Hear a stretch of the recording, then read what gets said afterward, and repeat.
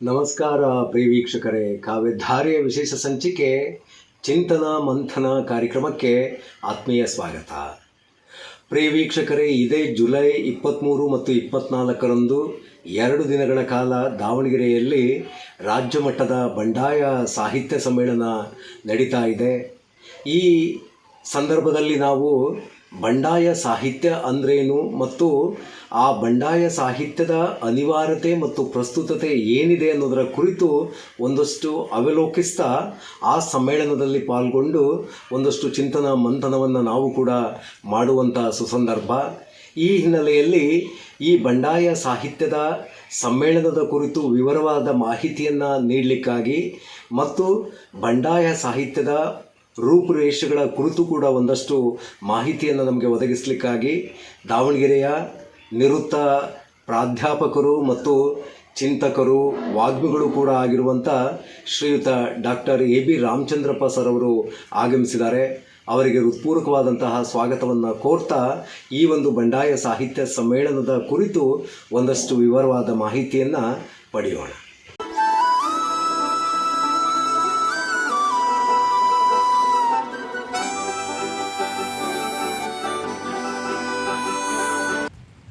Sir, ತಮಗೆ ಕಾವ್ಯಧಾರೆಯ ಈ ವಿಶೇಷ ಸಂಚಿಕೆಗೆ ಆತ್ಮೀಯವಾದ ಸ್ವಾಗತವನ್ನು ಕೋರ್ತಾ ಮೊಟ್ಟ ಮೊದಲನೆಯದಾಗಿ ಈ ಬಂಡಾಯ ಸಾಹಿತ್ಯ ಅಂದ್ರೇನು ಅನ್ನೋದ್ರ ಕುರಿತು ಒಂದಷ್ಟು ನಮ್ಮ ವೀಕ್ಷಕರಿಗೆ ಮಾಹಿತಿಯನ್ನು ಒದಗಿಸಿ ಸರ್. ಸ್ನೇಹಿತರೆ, ಎಲ್ರಿಗೂ ನಮಸ್ಕಾರ. ಕಾವ್ಯಧಾರೆ ಕಾರ್ಯಕ್ರಮದ ಸಂಗಾತಿಗಳಿಗೂ ಕೂಡ ನಮಸ್ಕಾರ. ಇವತ್ತಿನ ಮುಖ್ಯ ನನ್ನ ಮಾತಿನ ಉದ್ದೇಶ ಅಂತಂದರೆ, ದಾವಣಗೆರೆಯಲ್ಲಿ ಜುಲೈ 23 ಮತ್ತು 24 2 ದಿನ ರಾಜ್ಯ ಬಂಡಾಯ ಸಾಹಿತ್ಯ ಸಮ್ಮೇಳನ ನಡೀತಿರುವ ಪ್ರಯುಕ್ತವಾಗಿ ಕಾವ್ಯಧಾರೆಯವರು ಇದಕ್ಕೆ ಪೂರಕವಾಗಿ ನಾನು ಎರಡು ಮಾತುಗಳನ್ನು ನಿರೀಕ್ಷೆ ಮಾಡ್ತಿದ್ದಾರೆ. ನಮಗೆ ಗೊತ್ತಿರೋ ಹಾಗೆ ಕನ್ನಡ ಸಾಹಿತ್ಯಕ್ಕೆ 1000 ವರ್ಷದ ಚರಿತ್ರೆ ಇದೆ. ಇಡೀ ಕನ್ನಡ ಪರಂಪರೆಯನ್ನು ನಾವು ಅವಲೋಕಿಸಿದರೆ ಬಂಡಾಯ ಅನ್ನುವಂಥ ಒಂದು ಘೋಷವಾಕ್ಯ ಏನಿಲ್ಲ ಅಥವಾ ಬಂಡಾಯದ ಆಶಯ ಇದೆಯಲ್ಲ, ಇದು ಕನ್ನಡ ಸಾಹಿತ್ಯಕ್ಕೆ ಹೊಸತೇನಲ್ಲ. ಪಂಪನ ಕಾಲದಿಂದಲೂ ಕೂಡ ನಾವು ಬಂಡಾಯದ ಧೋರಣೆಗಳನ್ನು ಗುರುತಿಸ್ಕೊಂಡು ಹೋಗ್ಬೋದು. ನಮ್ಮನ್ನು ತೀವ್ರವಾಗಿ ಬಾಧಿಸಿದಂಥ ಪ್ರಭುತ್ವಗಳಿಗೆ ಮುಖಾಮುಖಿ ಆಗೋದು ಮುಖ್ಯನ ಕನ್ನಡ ಸಾಹಿತ್ಯ ಆಯಾ ಕಾಲಕ್ಕೆ ಅನುಗುಣವಾಗಿ ಪ್ರತಿರೋಧವನ್ನು ಒಡ್ಡುತ್ತಲೇ ಬಂದಿದೆ. ಪಂಪ ಈ ರಾಜರನ್ನು ಓಲೈಸಿ ಬದುಕದೇ ಕಷ್ಟಮನ್ನುವಂಥ ಇದರ ಮೂಲಕ ಹೇಳುವ ಮಾತನಾಗಲಿ, ಮಾನವ ಜಾತಿ ತಾನು ಒಂದೇ ಒಲಮಂತ ಹೇಳೋದು ಮುಖ್ಯನ ಜಾತಿ ವಿರೋಧಿಯ ನೆಲೆಗಳನ್ನು ಹೇಳುವ ಸಂಗತಿಗಳನ್ನು ಇಟ್ಕೊಂಡು ಅನಂತರದ ದಾಸ ಸಾಹಿತ್ಯ ಆಗಲಿ ಅಥವಾ 12ನೇ ಶತಮಾನದ ವಚನಕಾರರನ್ನು ಅವಲೋಕಿಸಿದರೆ ಜಾತಿ ಮತ್ತು ವರ್ಗ ಹಾಗೆ ಧರ್ಮ ಮೂಲದ ಅನ್ಯಾಯಗಳ ವಿರುದ್ಧ, ಸಾಮಾಜಿಕ ಅನ್ಯಾಯಗಳ ವಿರುದ್ಧ ಆಯಾ ಕಾಲದಲ್ಲಿ ಗಟ್ಟಿಯಾಗಿ ಮಾತಾಡೋದನ್ನು ನಾವು ನೋಡ್ತಾ ಬರ್ತೀವಿ. ಆಧುನಿಕ ಕನ್ನಡ ಸಾಹಿತ್ಯಕ್ಕೆ ನಾವು ಬಂದರೆ ಅಧ್ಯಯನ ಅನುಕೂಲಕ್ಕಾಗಿ ನಾವು ಸಾಹಿತ್ಯ ಪಂಥಗಳನ್ನು ಮಾಡ್ಕೊಂಡಿದ್ದೇವೆ. ಅರುಣೋದಯ ಕಾಲ ಅಥವಾ ನವೋದಯ ಕಾಲ, ಪ್ರಗತಿಶೀಲ, ನವ್ಯ ಮತ್ತು ದಲಿತ ಬಂಡಾಯ ಅನ್ನುವಂಥ ಒಂದು ಸಾಹಿತ್ಯಿಕ ಪಂಥಗಳನ್ನು ನಾವು ಗುರುತಿಸ್ತೀವಿ. ಆಧುನಿಕ ಕನ್ನಡ ಸಾಹಿತ್ಯ ಕೂಡ ನಮ್ಮ ನಡುವಿನ ಸಾಮಾಜಿಕ ತರತಮತೆಗಳನ್ನು ಇಲ್ಲವಾಗಿಸುವ ಕಡೆ ಒಂದು ಪ್ರಯತ್ನ ಪಟ್ಟಿದ್ದನ್ನು ನಾವು ಯಾರೂ ಅಲ್ಲೇ ಬರಲಿಕ್ಕಾಗೋದಿಲ್ಲ.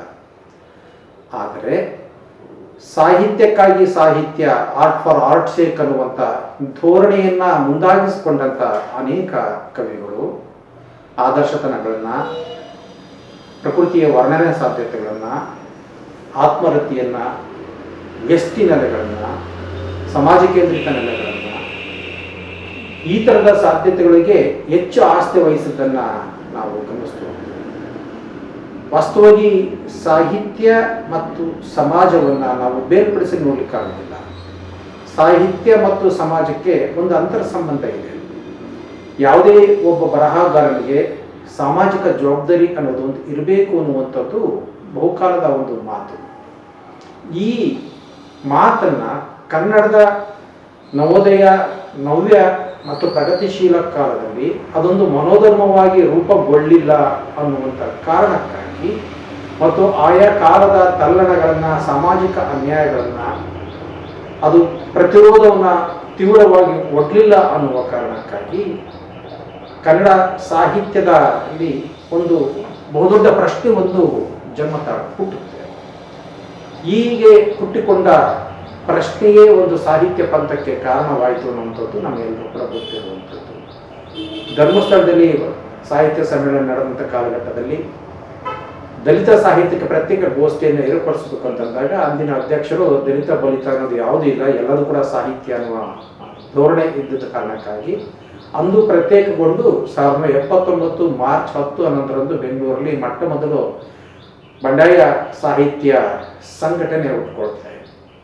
ಅದು ತನ್ನ ಪ್ರಣಾಳಿಕೆ ಒಳಗೆ ಕೆಲವು ಆಶಯಗಳನ್ನು, ತನ್ನ ಧೋರಣೆಗಳನ್ನು ಹೇಳ್ಕೊಂಡಿರುವಂಥದ್ದನ್ನು ನಾವು ನೋಡ್ತೇವೆ. ನಾವು ವಾಸ್ತವವಾಗಿ ಸಾಹಿತ್ಯಕ್ಕೂ ಸಾಹಿತಿ ನಡುವೆ ವ್ಯತ್ಯಯಗಳಿರಬಾರ್ದು ಅಂತ, ಅಂದರೆ ಬರದಂತೆ ಬದುಕುವ, ಬದುಕಿದಂತೆ ಬರೆಯುವ ಒಂದು ಮನೋಧರ್ಮ ಸಾಹಿತ್ಯಕ್ಕೆ ಇರಬೇಕು ಅನ್ನುವಂಥ ಮುಖ್ಯ ಧೋರಣೆಯನ್ನು ಇಟ್ಕೊಂಡಂಥ ಬಂಡಾಯ ನಮ್ಮ ನಡುವಿನ ಸಾಮಾಜಿಕ ತಾರತಮ್ಯತೆಗಳನ್ನು, ವೈಷಮ್ಯಗಳನ್ನು, ಪ್ರತಿರೋಧಗಳ ಅನ್ಯಾಯಗಳನ್ನು ಅವನ್ನ ಪ್ರಶ್ನಿಸುವುದರ ಮೂಲಕ ಒಂದು ಸ್ವಸ್ಥ ಸಮಾಜವನ್ನು, ಸ್ವಸ್ಥ ಸಾಂಸ್ಕೃತಿಕ ವಾತಾವರಣವೊಂದನ್ನು ನಿರ್ಮಾಣ ಮಾಡಬೇಕು ಅನ್ನುವ ಆಶಯದೊಂದಿಗೆ ಬಂಡಾಯ ಸಾಹಿತ್ಯ ಹುಟ್ಟುತ್ತೆ. ಬಂಡಾಯ ಎನ್ನುವಂಥದ್ದನ್ನ, ಬಂಡಾಯ ಸಾಹಿತ್ಯ ಚಳುವಳಿ ಹುಟ್ಟಿದ 40 ವರ್ಷ ದಾಟಿದೆ. ಆದರೆ ಬಂಡಾಯ ಅನ್ನುವ ಮಾತಿಗೆ 1000 ವರ್ಷದ ಪರಂಪರೆ ಇದೆ. ಅದೊಂದು ಮನೋಧರ್ಮವಾಗಿ ಒಂದು ಚಳುವಳಿಯ ರೂಪದೊಳಗೆ, ಒಂದು ಸಾಂಘಿಕ ರೂಪದೊಳಗೆ ವ್ಯಕ್ತಗೊಂಡದಂತಂದ್ರೆ ಈ 40 ವರ್ಷದಿಂದ ಈಚೆಗೆ ಅನ್ನೋದಂಥದ್ದನ್ನು ನಾವು ಗಮನಿಸಬೇಕಾಗುತ್ತೆ. ಹಾಗಾಗಿ ಬಂಡಾಯ ಅನ್ನೋದನ್ನು ನಾವು ಮನೋಧರ್ಮವಾಗಿ ರೂಪಿಸಿಕೊಂಡಾಗ ಮಾತ್ರ ಸಾಹಿತ್ಯದ ವಿದ್ಯಾರ್ಥಿಗಳು ಈ ಸಮಾಜವನ್ನು ಚಿಕಿತ್ಸಕ ನೆಲೆಯಿಂದ ನೋಡ್ಲಿಕ್ಕೆ ಸಾಧ್ಯ ಅನ್ನುವಂಥ ಕಾರಣದಿಂದ ಬಂಡಾಯ ಸಾಹಿತ್ಯ ಚಳವಳಿ ಹುಟ್ಟುಕೊಳ್ಳುತ್ತೆ. ಯಾಕಂದ್ರೆ ನಮ್ಮ ನಡುವಿನ ವೈರುಧ್ಯಗಳನ್ನು ನಾವು ಚಾರಿತ್ರಿಕವಾಗಿ ಅವುಗಳನ್ನ ಅರ್ಥ ಮಾಡಿಕೊಂಡು ಅವುಗಳಿಂದ ಆಗ್ತಿರುವಂಥ ಅನ್ಯಾಯಗಳು ಏನು, ತಾರತಮ್ಯತೆಗಳು ಏನು, ನಮ್ಮ ನಡುವಿನ ಸಂಕಟಗಳಿಗೆ ಕಾರಣಗಳು ಏನು ಅನ್ನುವುದಂತನ್ನು ಶೋಧಿಸಿಕೊಂಡು ಅದೊಂದು ಮನೋಭೂಮಿಕೆಯಾಗಿ ರೂಪಿಸಿಕೊಂಡು ಜನಭಾಷೆಯಲ್ಲಿ ಜನರಿಗೆ ಹತ್ತಿರವಾಗುವ ಹಾಗೆ ಜನಸಾಮಾನ್ಯರ ಬದುಕಿನ ನೆಲೆಗಟ್ಟುಗಳನ್ನು ಕಟ್ಟಿಕೊಡಬೇಕು ಅನ್ನುವಂಥ ಉದ್ದೇಶದಿಂದ ಹುಟ್ಟಿದ್ದೇನೆ ಬಂಡಾಯ ಸಾಹಿತ್ಯ ಚಳವಳಿ.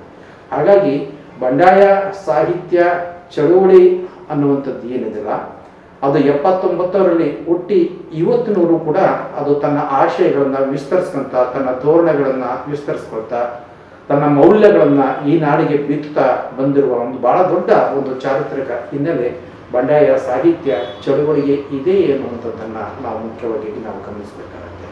ಈ ಬಂಡಾಯ ಸಾಹಿತ್ಯದ ಮೂಲ ಆಶಯ, ಸ್ವರೂಪ ಮತ್ತು ಉದ್ದೇಶಗಳೇನು ಅನ್ನೋದರ ಕುರಿತು ಕೂಡ ಒಂದಷ್ಟು ಮಾಹಿತಿ ಕೊಡಿ ಸರ್.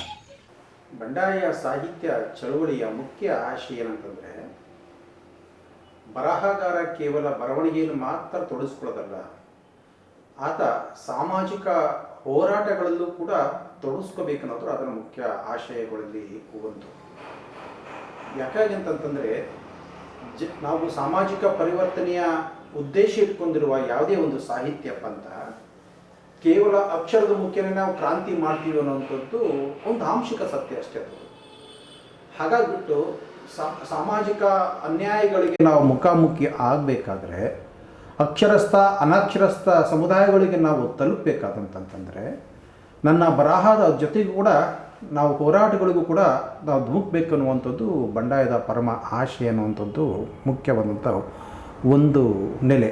ಎರಡನೇದಾಗಿ, ನಮ್ಮ ಸಾಮಾಜಿಕ ನೆಲೆಗಟ್ಟುಗಳಿದ್ದಾವಲ್ಲ, ನಾವು ಯಾವುದನ್ನು ಮೌಲ್ಯ ಅಂತ ಅಂದ್ಕೊಂಡು ಇದುವರೆಗೂ ಒಪ್ಪಿತ ನೆಲೆ ಒಳಗೆ ನಾವು ಬಂದಿದ್ದೀವಲ್ಲ, ಪ್ರಭುತ್ವ ಯಾವುದನ್ನು ನಂಬಿಸ್ಕೊಂಡು ಬಂದಿದ್ದೆಲ್ಲ, ಆ ಪ್ರಭುತ್ವ ಒಪ್ಪಿತವಾದಂಥ ನೆಲೆಗಳನ್ನು ನಾವು ಯಥಾರ್ಥ ಸ್ಥಿತಿಯಲ್ಲಿ ಒಪ್ಪಿಬಿಡುವಂಥದ್ದಲ್ಲ. ಅವುಗಳ ಉದ್ದೇಶವೇ ತಾರತಮ್ಯತೆಯ ಸಾಮಾಜಿಕ ನೆಲೆಗಳನ್ನು ಗಟ್ಟಿಗೊಳಿಸುವಂಥದ್ದು.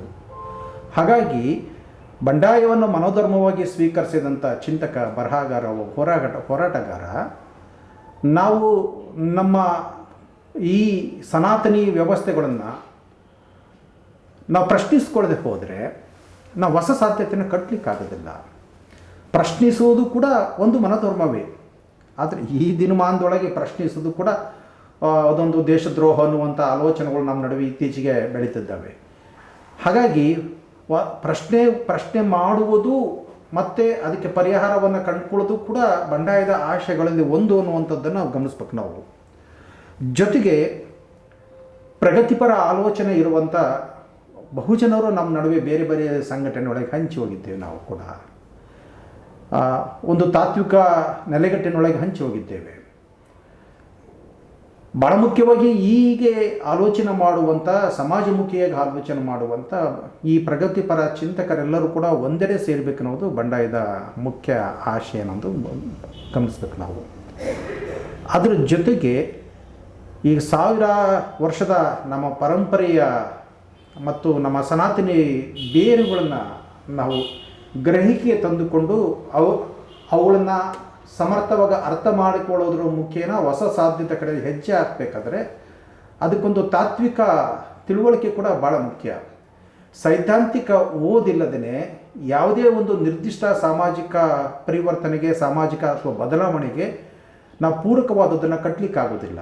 ಯಾವಾಗಲೂ ಕೂಡ ನಮ್ಮ ನಿಜ ಶತ್ರು ಯಾರು ಅನ್ನೋದನ್ನು ಬೇಡ್ಕರೆ ಹೇಳುವಾಗೆ ನಮ್ಮ ಮೊದಲು ನಮ್ಮ ನಿಜ ಶತ್ರು ಯಾವುದು ಅನ್ನೋದನ್ನು ಮೊದಲು ಗುರುತಿಸ್ಕೋಬೇಕಾಗತ್ತೆ. ನಾವು ಆ ಗುರುತಿಸ್ಕೊಳ್ಳೋದ್ರ ಮುಖೇನೇ ಅದನ್ನು ತಾತ್ವಿಕವಾಗಿ ಅರ್ಥ ಮಾಡಿಕೊಂಡು ಅದರ ಶಕ್ತಿ ಏನು ಅನ್ನೋದನ್ನು, ಅದರ ಶಕ್ತಿಯ ಮೂಲ ಯಾವುದನ್ನು ಅರ್ಥ ಮಾಡ್ಕೋಬೇಕಾಗುತ್ತೆ. ಅದಕ್ಕೆ ಪರ್ಯಾಯವಾದದ್ದನ್ನು ನಾವು ಕಟ್ಟಬೇಕಾದ್ರೆ ಅದು ಎಷ್ಟು ಜನಮುಖಿಯಾದದ್ದು, ಸಾರ್ವತ್ರಿಕವಾದದ್ದು, ಪ್ರಜಾಸತ್ತಾತ್ಮಕವಾದದ್ದು ಅನ್ನೋದನ್ನು ಕೂಡ ನಾವು ಅರ್ಥ ಮಾಡ್ಕೋಬೇಕಾಗತ್ತೆ. ಹಾಗಾಗಿಬಿಟ್ಟು ನಾವು ನಮ್ಮ ಹೋರಾಟಕ್ಕೆ ಒಂದು ತಾತ್ವಿಕ ತಳಹದಿ ಅತ್ಯಂತ ಅಗತ್ಯ ಅನ್ನುವಂಥದ್ದನ್ನು ಬಂಡಾಯದ ಆಶಯ ಒಂದು ಅನ್ನುವಂಥದ್ದನ್ನು ನಾವು ಗಮನಿಸಬೇಕಾದಂಥ ಸಂಗತಿ ಇದೆ ಅನ್ನೋದನ್ನು ಗಮನಿಸ್ಬೇಕು ನಾವು. ಅದರ ಜೊತೆಗೆ ಬಂಡಾಯ ಸಾಹಿತಿಗೆ ಒಂದು ಸಾಮಾಜಿಕ ಪ್ರಜ್ಞೆ ಅಥವಾ ಒಂದು ರಾಜಕೀಯ ಪ್ರಜ್ಞೆ ಎನ್ನುವಂಥದ್ದು ಅತ್ಯಂತಿಕವಾದದ್ದು ಅನ್ನೋದು. ರಾಜಕಾರಣ ಬೇರೆ, ರಾಜಕೀಯ ಪ್ರಜ್ಞೆ ಬೇರೆ. ನಮಗೆ ರಾಜಕೀಯ ಪ್ರಜ್ಞೆ ಇಲ್ಲದೆ ಹೋದರೆ ಅಥವಾ ನಮ್ಮ ಪರಂಪರೆಯ ಸಾಮಾಜಿಕ ಹೆಜ್ಜೆ ಗುರುತುಗಳನ್ನು ಸಮರ್ಥವಾಗಿ ನಾವು ಗುರುತಿಸ್ಕೊಳ್ಳದೆ ಹೋದರೆ ವಾಸ್ತವವನ್ನು ನಾವು ಅರ್ಥ ಮಾಡಲಿಕ್ಕಾಗೋದಿಲ್ಲ, ನಾಳೆಗಳನ್ನು ಕಟ್ಟಲಿಕ್ಕಾಗೋದಿಲ್ಲ. ಹಾಗಾಗಿ ನಾವು ವರ್ತಮಾನವನ್ನು ಕಟ್ಟಬೇಕಂತಂದರೆ, ನಾಳಿನ ಹೊಸ ಸಾಧ್ಯತೆಗಳ ಬೀಜಗಳನ್ನು ಬಿತ್ತಬೇಕಂತಂದರೆ ಭೂತಕಾಲದ ನೆಲೆಗಟ್ಟುಗಳು ಏನಿದ್ದವು ಅನ್ನೋದನ್ನು ನಾವು ಸಮರ್ಥವಾಗಿ ಅರ್ಥ ಮಾಡ್ಕೋಬೇಕಾಗತ್ತೆ. ಹೀಗೆ ಅರ್ಥ ಮಾಡ್ಕೊಳ್ಳಲಿಕ್ಕೆ ನಮ್ಮ ಅನೇಕ ಸಾಮಾಜಿಕ ಚಿಂತಕರ ಚಿಂತನೆಗಳು ಕೂಡ ನಮಗೆ ಸಹಾಯಕ ಆಗ್ತವೆ ಎನ್ನುವಂಥ ಒಂದು ತಿಳುವಳಿಕೆ ಬಂಡಾಯ ಸಾಹಿತ್ಯದ ಅನ್ನೋದನ್ನು ನಾವು ಗಮನಿಸಬೇಕಾಗತ್ತೆ. ಹೀಗಾಗಿ ಈ ಗ್ರಹಿಕೆಯಿಂದ ನಾವು ರಾಜಕೀಯ ಅರಿವಿನ ಮುಖೇನ, ಸಾಮಾಜಿಕ ಅರಿವಿನ ಮುಖೇನ ಸಾಹಿತ್ಯ ರಚನೆ ಮತ್ತು ಸಾಹಿತ್ಯ ಚಳುವಳಿ ತೊಡ್ಕೋಬೇಕು ಅನ್ನುವಂಥದ್ದು ಬಂಡಾಯದ ಭಾಳ ಮುಖ್ಯವಾದ ಆಶಯ. ನಾವು ರಾಜಕೀಯ ಪ್ರಜ್ಞೆ ಅನ್ನುವಂಥದ್ದು ಕೇವಲ ರಾಜಕೀಯಕ್ಕೆ ಮಾತ್ರ ಸೀಮಿತವಾದ್ದಲ್ಲ. ಅದು ಸಾಮಾಜಿಕ ಪ್ರಜ್ಞೆ ಅನ್ನೋದು ಕೇವಲ ಸಾಮಾಜಿಕ ಮಾತ್ರ ಸೀಮಿತವಾದ್ದಲ್ಲ. ಯಾವುದೇ ಒಂದು ಚಿಂತನೆ ಒಂದು ವಿಷಯ ಮತ್ತೊಂದರ ಜೊತೆಗೆ ಒಂದು ಅನುಸಂಧಾನಕ್ಕೆ ಒಳಪಟ್ಟಿರುತ್ತೆ. ಭಾಳ ಪ್ರಧಾನವಾಗಿ ನಾವು ಸಾಮಾಜಿಕ, ರಾಜಕೀಯ, ಆರ್ಥಿಕ, ಸಾಮಾಜಿಕ, ಸಾಂಸ್ಕೃತಿಕ ಇವುಗಳನ್ನು ನಾವು ಬೇರ್ಪಡಿಸಿ ಅಧ್ಯಯನ ಮಾಡೋಕ್ಕಾಗೋದಿಲ್ಲ. ನಾವು ಇವೆಲ್ಲವುದನ್ನು ಕೂಡ ಯಾವ ಬರಹಗಾರ ಗ್ರಹಿಸ್ಕೋಬಲ್ಲನೋ ಆತ ಹೊಸ ಸಮಾಜದ ಕನಸುಗಳನ್ನು ಕಟ್ಟಬಲ್ಲ, ಬಿತ್ತಬಲ್ಲ ಅನ್ನುವಂಥದ್ದು ಭಾಳ ಪ್ರಧಾನವಾದದ್ದು ಅನ್ನೋದನ್ನು ಗಮನಿಸಬೇಕಾಗತ್ತೆ. ಅದರ ಜೊತೆಗೆ ನಾನು ಆಗಲೇ ಹೇಳಿದಾಗೆ ನಾವು ಬಂಡಾಯದ ಪ್ರಧಾನ ಆಶಯ ಏನಂತಂತಂದರೆ ನಮ್ಮದು ಬಹುತ್ವ ಭಾರತ. ಇದು ಇಲ್ಲಿ ಏಕ ಭಾಷೆ, ಏಕ ಸಂಸ್ಕೃತಿ, ಏಕ ದೇವತಾ ಆರಾಧನೆ, ಏಕ ಆಹಾರ ಪದ್ಧತಿ ಅನ್ನೋದು ಯಾವುದಿಲ್ಲ. ಬಹುರಾಷ್ಟ್ರೀಯತೆ ಇರುವಂಥ ದೇಶ ನಮ್ಮದು, ಬಹುಭಾಷಿಕ ನೆಲೆಗಳಿರುವಂಥ ದೇಶ ನಮ್ಮದು, ಭಾಳ ವೈವಿಧ್ಯವಾದಂಥ ದೇಶ ನಮ್ಮದು. ಈ ನಡುವೆ ಏಕತ್ವದ ಪ್ರತಿಪಾದನೆಯೇ ಬಹುತ್ವದ ವಿನಾಶಕ್ಕೆ ಅದು ನಾಂದಿ ಹಾಡುತ್ತೆ ಅನ್ನುವಂಥ ಒಂದು ಅರಿವನ್ನು ಬಂಡಾಯ ಚಳುವಳಿ ನಮಗೆ ಕಟ್ಟಿಕೊಡ್ತು. ಈ ಕಾರಣಕ್ಕಾಗಿಯೇ ನಮ್ಮಲ್ಲಿ ಏನು ಸಿದ್ಧ ಮಾದರಿಗಳಿದ್ವಲ್ಲ, ಆ ಸಿದ್ಧ ಮಾದರಿಗಳನ್ನು ನಿರಾಕರಿಸ್ತೀವಿ. ಆ ಸಿದ್ಧ ಮಾದರಿಗಳನ್ನು ನಿರಾಕರಿಸೋದು ಯಾಕಂದರೆ ಸಾಹಿತ್ಯ ಅಂತಂದರೆ ನಮ್ಮದೇ ಆದ ಒಂದು ಪರಿಕಲ್ಪನೆ ಇತ್ತು, ಅದರದೇ ಆದ ಒಂದು ಸಾಹಿತ್ಯ ಮೀಮಾಂಸೆ ಇತ್ತು, ನಮ್ಮದೇ ಆದ ಒಂದು ಅಭಿವೃದ್ಧಿ ಮೀಮಾಂಸೆ ಇತ್ತು, ನಮ್ಮದೇ ಆದ ಸಾಹಿತ್ಯ ವಿಮರ್ಶೆ ಇತ್ತು. ಹೀಗೆ ಆ ಮಾನದಂಡಗಳನ್ನು ಗ್ರಹಿಕೆ ತಂದುಕೊಳ್ಳೋದ್ರ ಜೊತೆಗೇ ಹೊಸ ಸಾಧ್ಯತೆಗಳು ಕಟ್ಟುವ ಬಗೆ ಹೇಗೆ ಅನ್ನೋದನ್ನು ಬಂಡಾಯ ಸಾಹಿತ್ಯ ನಮಗೆ ಹೇಳಬೇಕಾದ ಸಂದರ್ಭ ಬಂತು. ಅದರ ಜೊತೆಗೆ ಒಂದು ಕಾಲಕ್ಕೆ ಸಾಹಿತ್ಯ ಶ್ರೇಷ್ಠತೆಯ ವ್ಯಸನದಲ್ಲಿ ನರಳುತ್ತಾ ಇತ್ತು ಅನ್ನೋದು ಭಾಳ ಹಳೆಯ ಮಾತದು. ನವ್ಯದವರಿಗೆ ಕಾಡಿದಷ್ಟು ಶ್ರೇಷ್ಠತೆ ವ್ಯಸನ ಬಹುಶಃ ಕನ್ನಡ ಸಾಹಿತ್ಯ ಪರಂಪರೆ ಮತ್ತಾರೂ ಕೂಡ ಕಾಡಲಿಲ್ಲ ಅನ್ನುವಂಥದ್ದನ್ನು ನಾವು ಗಮನಿಸಬೇಕಾದಂಥ ಸಾಧ್ಯತೆ ಇದೆ. ಅದಕ್ಕೋಸ್ಕರ ಬರಹದಲ್ಲಿ ಬಂಡಾಯದ ಪರಮ ಆಶಯ ಏನಪ್ಪ ಅಂತಂದರೆ ಬರೆಯುವುದೇ ಬಂಡಾಯ ಅನ್ನುವಂಥದ್ದು ಇಟ್ಕೊಂಡು ಬರೀತು. ನೀವು ಬರೀ ಏನು ಬರಿತೀಯ ಬರಿ ಅಂತ. ಅವರಿಗೂ ಅಕ್ಷರ ಜಗತ್ತಿಗೆ ತೆರೆದುಕೊಳ್ಳಲಾರದಂಥ ಜನವರ್ಗವೊಂದು ಮೊಟ್ಟ ಮೊದಲು ಅಭಿವ್ಯಕ್ತಿಗೆ ತೊಡಗಿದಾಗ ಅವರಿಗೆ ಒಂದು ನೈತಿಕ ಚೈತನ್ಯವನ್ನು, ಅವ್ರಿಗೊಂದು ಮಾನಸಿಕ ದೃಢತೆಯನ್ನು, ಭರವಸೆಯನ್ನು ಈ ಚಳವಳಿ ಮೂಡಿಸಿ ಬೆಂತಡಿತು ಅನ್ನೋಂಥದ್ದನ್ನು ನಾವು ಗಮನಿಸ್ಬೋದು. ಈ ಕಾರಣಕ್ಕಾಗಿಯೇ ಬಂಡಾಯ ಸಾಹಿತ್ಯ ಚಳುವಳಿಯಲ್ಲಿ ಅನೇಕ ಹೊಸ ಬರಹಗಾರರು ಹುಟ್ಕೊಂಡ್ರು, ಹೊಸ ಪ್ರಯೋಗಗಳಾದವು. ಅನೇಕ ಭಿನ್ನ ಭಿನ್ನ ಸಮುದಾಯದಂಥವರು ಅನೇಕರು ಈ ಚಳುವಳಿಯಲ್ಲಿ ಬರೀಲಿಕ್ಕೆ ಸಾಧ್ಯ ಆಯಿತು ಅನ್ನೋದನ್ನು ನಾವು ಗಮನಿಸಬೇಕಾದಂಥ ಸಂಗತಿ ಇದೆ. ಜೊತೆಗೆ ನಮಗೆ ಹಿಂದಿನ ಸಾಹಿತ್ಯ ಪಂಥ ಇದೆಲ್ಲ ಅದು ನಗರ ಕೇಂದ್ರಿತವಾದದ್ದಾಗಿತ್ತು. ಆದರೆ ನಿಜವಾಗಿ ಗಾಂಧೀಜಿ ಹೇಳುವಾಗೆ ಈ ದೇಶದ ಆತ್ಮ ಇರೋದೇ ಹಳ್ಳಿಗಳಲ್ಲಿ ಅನ್ನೋ ಹಾಗೆ ನಮ್ಮದು ನಗರ ಕೇಂದ್ರೀಕೃತರು ಕೂಡ ಗ್ರಾಮ ಮೂಲದ ತಲ್ಲಣಗಳನ್ನು, ಗ್ರಾಮ ಮೂಲದ ಶೋಷಣೆಗಳನ್ನು ಒಳಪ್ರವೇಶ ಮಾಡಿ ಅದು ಅಂತರ್ಶಕ್ತಿಯನ್ನು ಅರ್ಥ ಮಾಡ್ಕೊಳ್ಳಿಕ್ಕೆ ಬಂಡಾಯ ಸಾಹಿತ್ಯಕ್ಕೆ ಅದು ಸಾಧ್ಯವಾಯಿತು. ಬಂಡಾಯ ಸಾಹಿತ್ಯದ ಭಾಳ ದೊಡ್ಡ ಆಶಯ ಅದು ಅನ್ನೋದನ್ನು ಗಮನಿಸಬೇಕಾಗುತ್ತೆ. ಹಾಗಾಗಿ ಬಂಡಾಯ ಸಾಹಿತ್ಯ ಅನ್ನೋದು ಶ್ರೇಷ್ಠ ಸಾಹಿತ್ಯ ರಚನೆಯೇ ಅದರ ಉದ್ದೇಶ ಅಲ್ಲ. ಜನಮುಖಿಯಾಗಿ ಜೀವಪರವಾದಂಥ ಪ್ರಜಾಸತ್ತಾತ್ಮಕ ಮೌಲ್ಯಗಳನ್ನು ಪ್ರತಿಪಾದಿಸುವಂಥ ಒಂದು ಸಾಹಿತ್ಯಿಕ ನೆಲೆಗಟ್ಟುಗಳನ್ನು ಕಟ್ಟಿಕೊಡುವುದು ಬಂಡಾಯದ ಪರಮ ಆಶಯ ಆಗಿತ್ತು ಅನ್ನುವಂಥದ್ದನ್ನು ನಾವು ಗಮನಿಸಬೇಕಾದಂಥ ಸಾಧ್ಯತೆ ಇದೆ. ಈ ಕಾರಣಕ್ಕಾಗಿಯೇ ಇಂದು ಸಾಹಿತ್ಯಿಕ ನಡೆಯಲ್ಲಿ ಬಹು ಭಿನ್ನವಾದಂಥ ಹೊಸ ಚಿಂತನೆಗಳು, ಹೊಸ ಆಶಯಗಳು ಹುಟ್ಟಲಿಕ್ಕೆ ಕಾರಣ ಆಗಿದ್ದಾವೆ ಅನ್ನುವಂಥದ್ದನ್ನು ನಾವು ನೋಡಬಹುದು.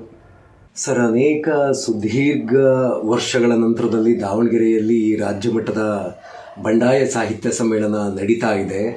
ಇದರ ಒಂದು ಅನಿವಾರ್ಯತೆ ಮತ್ತು ಪ್ರಸ್ತುತತೆ ಏನಿದೆ ಅನ್ನೋದರ ಕುರಿತು ಕೂಡ ಒಂದಷ್ಟು ನಮ್ಮ ವೀಕ್ಷಕರಿಗೆ ಮಾಹಿತಿ ಕೊಡಿ ಸರ್. ಬಂಡಾಯ ಸಾಹಿತ್ಯ ಚಳವಳಿಯ ಪ್ರಸ್ತುತತೆ ಇವತ್ತಿಗೆ ಇದೆಯೇ ಎನ್ನುವಂಥ ಒಂದು ಪ್ರಶ್ನೆ ಕೂಡ ಇವತ್ತು ನಮ್ಮ ಕಣ್ಣಿಗೆ ಎದುರಾಗಬಹುದು. ಬೋಯಸ್ ಅನ್ನೋ ಒಬ್ಬ ಸಮಾಜಶಾಸ್ತ್ರಜ್ಞ ಒಂದು ಮಾತನ್ನು ಹೇಳ್ತಿರ್ತಾರೆ, ಯಾವುದೇ ಒಂದು ಘಟನೆ ಸುಮ್ಮನೆ ಘಟಿಸೋದಿಲ್ಲ, ಅದೊಂದು ಚಾರಿತ್ರಿಕ ನೆಲೆಯಿಂದಲೇ ಅದು ಸಂಭವಿಸುತ್ತೆ ಅಂತ ಹೇಳ್ತಾ ಹೋಗ್ತಾನೆ. ಬಂಡಾಯ ಹುಟ್ಟಿದ್ದು ಕೂಡ ಹೀಗೇನೆ. ಆ ಕಾಲಘಟ್ಟದ ಸಾಹಿತ್ಯ ಪಂಥಗಳು ನಮ್ಮ ಸಮಾಜವನ್ನು ಸಮರ್ಥವಾಗಿ ಅರ್ಥ ಮಾಡಿಕೊಂಡು ಸಮಾಜ ಕಟ್ಟುವಲ್ಲಿ ವಿಫಲ ಆಗಿದ್ದಾವೆ ಅನ್ನುವಂಥ ಒಂದು ಧೋರಣೆ ಮತ್ತು ಒಂದು ಕೂಗೆ ಬಂಡಾಯ ಸಾಹಿತ್ಯ ಚಳುವಳಿಗೆ ಒಂದು ಕಾರಣ ಆಗಿರ್ಬೋದು ಅನ್ನೋದು ಒಂದು ಆಂಶಿಕ ಮಾತು. ಯಾವುದೇ ಒಂದು ಸಾಹಿತ್ಯ ಪಂಥ ಇನ್ನೊಂದಕ್ಕೆ ಅದು ಕೌಂಟರ್ ಆಗಿ ಹುಟ್ಟೋದಿಲ್ಲ. ಯಾವುದೇ ಒಂದು ಸಾಹಿತ್ಯ ಪಂಥ ಆವತ್ತಿನ ಆಯಾ ಕಾಲಘಟ್ಟದ ಚಾರಿತ್ರಿಕ ಮತ್ತು ಅನಿವಾರ್ಯತೆಯ ಭಾಗವಾಗಿಯೇ ಜನ್ಮ ತಾಳುತ್ತೆ ಅನ್ನುವಂಥದ್ದನ್ನು ನಾವು ಅರ್ಥ ಮಾಡ್ಕೋಬೇಕು. ಬಂಡಾಯ ಸಾಹಿತ್ಯ ಚಳವಳಿ 70ರ ದಶಕದಲ್ಲಿ ಹುಟ್ಟು ಈಗ 40ರ ನಡಿಗೆಯಲ್ಲಿ ಇವತ್ತು ಕೂಡ ಇದೆ. ಯಾವುದೇ ಕರ್ನಾಟಕದೊಳಗೆ 4 ದಶಕಗಳಂತೂ ಹೆಚ್ಚು ಕಾಲ ತನ್ನ ನಡಿಗೆಯನ್ನು ಇವತ್ತು ಕೂಡ ದೃಢವಾಗಿ ಉಳಿಸ್ಕೊಂಡಿರುವ ಏಕೈಕ ಪಂಥ ಅಂತಂದರೆ ಬಂಡಾಯ ಸಾಹಿತ್ಯ ಚಳುವಳಿ ಅನ್ನೋದನ್ನು ನಾವು ಅರ್ಥ ಮಾಡ್ಕೋಬೇಕಾಗುತ್ತೆ. ಯಾವುದೇ ಒಂದು ಚಳುವಳಿಯ ಪ್ರಸ್ತುತತೆ ಯಾವಾಗ ನಮಗೆ ಮುಖ್ಯ ಅನಿಸುತ್ತಂತಂದರೆ, ಒಂದು ಸಾಹಿತ್ಯ ಪಂಥ ಯಾವ ಉದ್ದೇಶಗಳಿಂದ ತನ್ನ ನಡಿಗೆಯನ್ನು ಆರಂಭಿಸಿರ್ತಲ್ಲ, ಆ ಉದ್ದೇಶಗಳು ಪರಿಪೂರ್ಣ ಆದಾಗ ತಾನೇ ಆಗಿ ಅದು ಕಳ್ಚೋಗುತ್ತೆ. ಆದರೆ ಬಂಡಾಯ ಯಾವ ಪ್ರಶ್ನೆಗಳನ್ನು ಎತ್ಕೊಳ್ತಲ್ಲ, ಹೋರಾಟ ಮಾಡ್ತಾ ಬಂತಲ್ಲ, ಆ ಪ್ರಶ್ನೆಗಳಿಗೆ ಇನ್ನೂ ಕೂಡ ನಾವು ಪರಿಪೂರ್ಣವಾಗಿ ನಾವು ಇವತ್ತು ಕೂಡ ಉತ್ತರ ಕಂಡುಕೊಳ್ಳೋಕ್ಕೆ ಆಗಿಲ್ಲ ಅನ್ನುವಂಥದ್ದನ್ನು ನಾವು ಗಮನಿಸಬೇಕಾಗುತ್ತೆ. ಕಾರಣ ಏನಂತಂತಂದರೆ, ಸಾಹಿತ್ಯ ಚಳುವಳಿ ಇದೆಯಲ್ಲ, ಅದಕ್ಕೆ ಅದರದೇ ಒಂದು ಚೌಕಟ್ಟಿದೆ, ಅದಕ್ಕೊಂದು ಸರ್ಜನಿಕೆ ಇದೆ, ಒಂದು ಸಂಯಮತೆ ಇದೆ. ಅದು ಸಾಹಿತ್ಯ ಯಾವಾಗಲೂ ಕೂಡ ಆ ಸಂಯಮತೆಯ ಚೌಕಟ್ಟನ್ನು ಮೀರಿ ಅದು ವರ್ತನೆ ಮಾಡೋದಿಲ್ಲ. ಆದರೆ ಈ ಕಾಲಘಟ್ಟ ಹೇಗಿದೆ ಅಂತಂದರೆ, ನನಗೆ ಯಾಕೆ ಮಾತನ್ನು ಹೇಳ್ತೇನೆ ಅಂತಂದರೆ, ಬಂಡಾಯದ ಪ್ರಸ್ತುತತೆ ಹಿಂದಿಗಿಂತ ಇವತ್ತು ಹೆಚ್ಚಾಗಬೇಕನ್ನೋದು ನನ್ನ ತಿಳುವಳಿಕೆ. ಬಂಡಾಯ ಚಳವಳಿ ಯಾವ ಕೋಮುವಾದದ ವಿರುದ್ಧ ಹೋರಾಟವನ್ನು ಆರಂಭಿಸ್ತು, ಜಾತಿವಾದದ ನೆಲೆಗಟ್ಟುಗಳನ್ನು ವಿರೋಧಿಸಿಕೊಂಡು ಹೋರಾಟವನ್ನು ಆರಂಭಿಸ್ತು, ಬಂಡವಾಳಶಾಹಿ ಪ್ರಭುತ್ವವನ್ನು ಅದು ಪ್ರಶ್ನಿಸಿಕೊಂಡು ಹುಟ್ಟಿತ್ತು, ಜಾಗತೀಕರಣವನ್ನು ಪ್ರಶ್ನಿಸಿಕೊಂಡು ಹುಟ್ಟಿತ್ತು, ಹೊಸ ಆರ್ಥಿಕ ನೀತಿಯನ್ನು ಪ್ರಶ್ನಿಸಿಕೊಂಡು ಹುಟ್ಟಿತ್ತು. ಇಂಥ ಅನೇಕ ಸಾಧ್ಯತೆಗಳಿಗೆ ಮುಖಾಮುಖಿ ಆಗ್ತಾ ಹುಟ್ಟಿದಂಥ ಬಂಡಾಯ ಸಾಹಿತ್ಯ ಚಳವಳಿ ಬೆಳಕೊಂಡು ಬಂದ ಇವತ್ತಿಯೂ ಕೂಡ ಸುಮಾರು ಇತ್ತೀಚಿನ ದಿನಮಾನಗಳಿಗೆ ಆ ಪ್ರಭುತ್ವಗಳಿಗೆ ಇತ್ತೀಚೆಗೆ ವಿಕಾರವಾದಂಥ ಮನಸ್ಸುಗಳು ಸೃಷ್ಟಿಯಾಗಿದ್ದಾವೆ ಅನ್ನುವಂಥದ್ದನ್ನು ನಾವು ನೋಡ್ತಾ ಇದ್ದೇವೆ. ಕೋಮುವಾದ ಇವತ್ತು ತಾಂಡವಾಡ್ತಿದೆ. ಧರ್ಮವನ್ನು ಇವತ್ತು ದುರ್ಬಲಪಡಿಸ್ಕೊಳ್ಳುವಂಥ ಅನೇಕ ಸಾಧ್ಯತೆಗಳು ನಮ್ಮ ಮುಂದೆ ಇವತ್ತಿದ್ದಾವೆ. ಕೋಮು ಬೆಲೆಗಳು ಆಗ್ತಿದ್ದಾವೆ. ಜಾತಿ ಮನಸ್ಸುಗಳು ಕ್ರೂರವಾಗಿ ವರ್ತಿಸ್ತಾ ಇದ್ದಾವೆ. ದೇಶದ ಆರ್ಥಿಕ ಸ್ಥಿತಿ ದಿವಾಳಿ ಅನ್ನೋದಕ್ಕಿಂತಲೂ ಕೂಡ ಅದು ದುರ್ಬಲಗೊಳ್ಳುವಂಥ ಹಂತದೊಳಗೆ ಸಾಗ್ತಿದೆ. ಇವು ಎಲ್ಲ ಸಂಸ್ಥೆಗಳನ್ನು, ಸ್ವಾಯತ್ತತೆಯ ಸಂಸ್ಥೆಗಳನ್ನು, ಸರ್ಕಾರಿ ಸ್ವಾಯತ್ತ ಸಂಸ್ಥೆಗಳನ್ನು ಖಾಸಗಿಯವರಿಗೆ ಇವತ್ತು ಒಪ್ಪಿಸುವಂಥ ನೆಲೆಗಟ್ಟುಗಳನ್ನು ನಾವು ನೋಡ್ತಾ ಹೋಗ್ತಿದ್ವಿ. ಇತ್ತೀಚೆಗೆ 28 ಆದಾಯ ಲಾಭ ಇರುವಂಥ ಸಂಸ್ಥೆಗಳನ್ನು ಕೂಡ ಖಾಸಗಿಯವರಿಗೆ ಒಪ್ಪಿಸಿರುವಂಥ ಸಾಧ್ಯತೆ ನೋಡ್ತಾ ಹೋಗ್ತೀವಿ. ಅಪಾರವಾಗಿ ಇತ್ತೀಚೆಗೆ ಖಾಸಗೀಕರಣ ಇವತ್ತು ನಡೆದಿದೆ. ಇಂಥ ಹೊತ್ತಿನೊಳಗೆ ಏಕಕಾಲಕ್ಕೆ ಸಂವಿಧಾನದ ಆಶಯಗಳಿಗೆ ಭಂಗ ತರುವಂಥ ಅನೇಕ ಘಟನೆಗಳು ಇವತ್ತು ನಡೀತಾ ಇದ್ದಾವೆ. ಅದು ಪ್ರಧಾನವಾಗಿ ಸಂವಿಧಾನ ಪೀಠದಲ್ಲಿ ಕೂತವರವರೇನೆ ಸಂವಿಧಾನ ವಿರೋಧಿ ಧೋರಣೆಗಳನ್ನು ಪ್ರಕಟಿಸಿರುವಂಥ ಸಂಗತಿಗಳನ್ನು ನೋಡ್ತಾ ಹೋಗ್ತೀವಿ. ನಾವು ಸುಳ್ಳುಗಳನ್ನು ಸಂಭ್ರಮಿಸ್ಕೊಂತಿರ್ತೀವಿ. ನಾವು ಇಂಥ ಕಾಲದ ಹೊತ್ತಿಗೆ ಸಾಹಿತ್ಯ ಜವಾಬ್ದಾರಿ ತುಂಬ ದೊಡ್ಡದು. ಯಾವುದೇ ಒಂದು ದೇಶದಲ್ಲಿ ಅದು ಏನಾದರೂ ಒಳ್ಳೆಯದಿಲ್ಲ ಅದಕ್ಕೆ ಸಾಹಿತಿಗಳೇ ಕಾರಣ ಆಗಿರ್ತಾರೆ. ಆ ದೇಶದಲ್ಲಿ ಘಟಿಸಿದ್ರು ಕೂಡ ಅದಕ್ಕೂ ಸಾಹಿತಿಗಳೇ ಕಾರಣ ಆಗ್ತಿರುವಂಥದ್ದು ಒಂದು ಜನಪ್ರಿಯವಾದಂಥ ಮಾತು.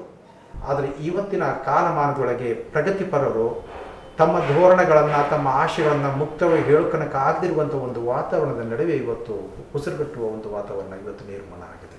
ಇಂಥ ಕಾಲದ ಸಂದರ್ಭದೊಳಗೆ ಬಂಡಾಯದ ಆಶಯಗಳನ್ನು ಹೊಸ ತಲೆಮಾರಿಗೂ ಬಿತ್ತಬೇಕಾಗಿದೆ. ನಾವು ಹೊಸ ತಲೆಮಾರಿಗೂ ಬಿತ್ತಬೇಕಾದೆ. ಹಾಗಾಗಿಬಿಟ್ಟು ಈ ದೇಶದ ಪ್ರಜಾಸತ್ತಾತ್ಮಕ ಮೌಲ್ಯಗಳನ್ನು, ಈ ಭ್ರಾತೃತ್ವದ ಮೌಲ್ಯಗಳನ್ನು, ನಿಜವಾಗಿ ಸ್ವಾತಂತ್ರ್ಯದ ಆಶಯಗಳನ್ನು ನಾವು ಮತ್ತೆ ಜನರ ನಡುವೆ ಹೊತ್ತೊಯ್ಯಬೇಕಾಗಿದೆ. ನಾವು ಜನರಿಗೆ ಅದರ ಮೌಲ್ಯಗಳನ್ನು ಹೇಳಬೇಕಾಗಿದೆ.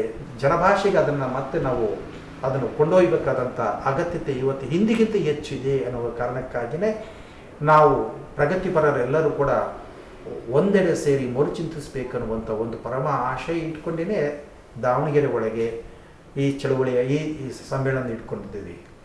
ದಾವಣಗೆರೆ ಇಟ್ಕೊಂಡಿಗೂ ಒಂದು ಮುಖ್ಯ ಮೂಲ ಕಾರಣ ಇದೆ. ದಾವಣಗೆರೆ ಅಂದ್ರೇ ಇದು ಸಮತೆಯ ನೆಲ, ಸಮಾನತೆಗಾಗಿ ಹೋರಾಡಿದಂಥ ನೆಲ ಇದು. ಇಲ್ಲಿ ಒಂದು ಕಾಲಕ್ಕೆ ಮಾರ್ಕ್ಸ್ವಾದಿಗಳು ಬಹಳ ಗಟ್ಟಿಯಾದಂಥ ಒಂದು ಚಳವಳಿಯನ್ನು ಕಟ್ಟಿದಂಥ ನೆಲ, ಕಾರ್ಮಿಕರ ನೆಲ, ಬೆವರಿನ ನೆಲ ಇದು. ಯಾಕಂದರೆ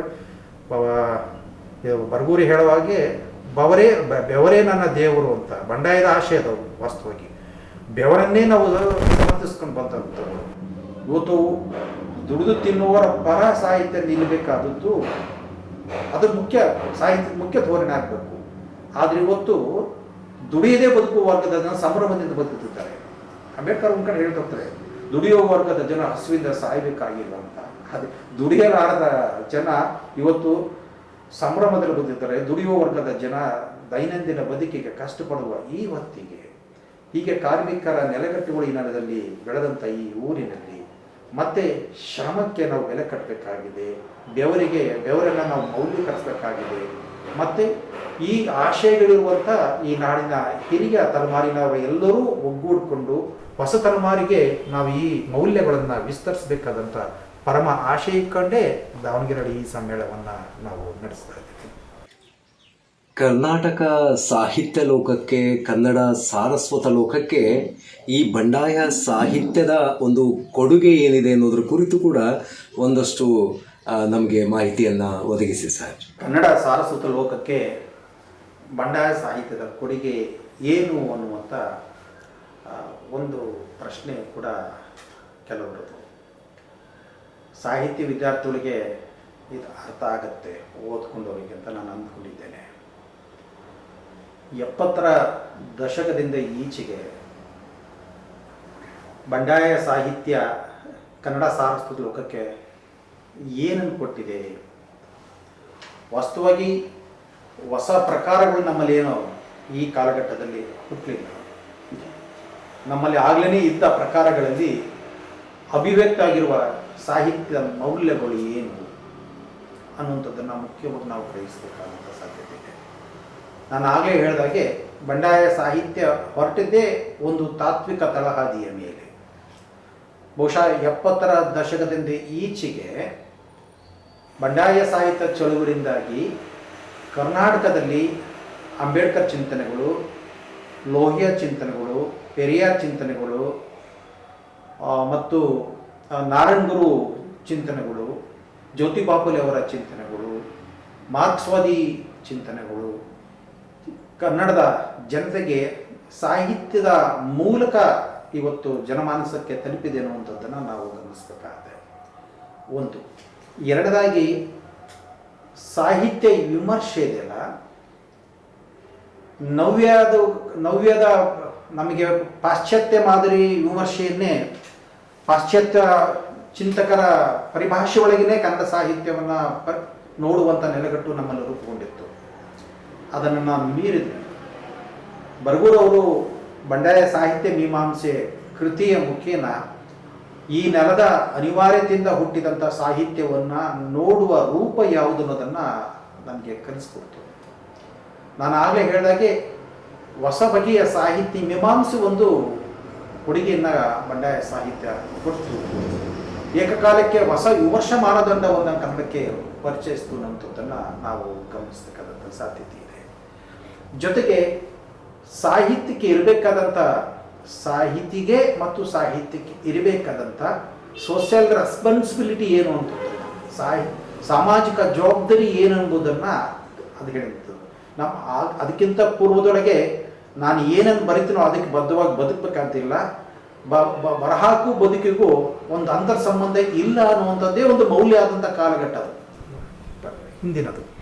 ಬಂಡಾಯ ಆ ಮಿತಿಗಳನ್ನು ಮೀರ್ತು ಬರಹಕ್ಕೂ ಮತ್ತು ಬದುಕಿಗೂ ಒಂದು ಅಂತರ್ ಸಂಬಂಧ ಇರಬೇಕನ್ನೋದನ್ನು ಹೇಳ್ಕೊಟ್ಟಂಥ ಮಾತಿದೆಯಲ್ಲ, ಅದು ಸಾಹಿತ್ಯಿಕ ನಡೆಗೆಗೆ ಬಹಳ ದೊಡ್ಡ ಪ್ರೇರಣೆ ಅನ್ನುವಂಥದ್ದನ್ನು ನಾವು ಗಮನಿಸಬೇಕಾದಂಥ ಸಾಧ್ಯತೆ ಇದೆ.